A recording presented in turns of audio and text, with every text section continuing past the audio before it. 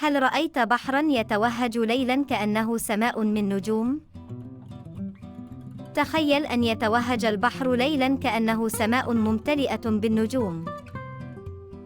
هذه ظاهرة التلألؤ الحيوي، حيث تنتج بعض الكائنات الدقيقة ضوءًا عند الحركة. فكل موجة تصير وضوحًا وإضاءة بسبب هذا التفاعل. والأغرب أنك قد ترى آثار خطواتك على الشاطئ متوهجة أيضاً. هل شاهدت هذا من قبل؟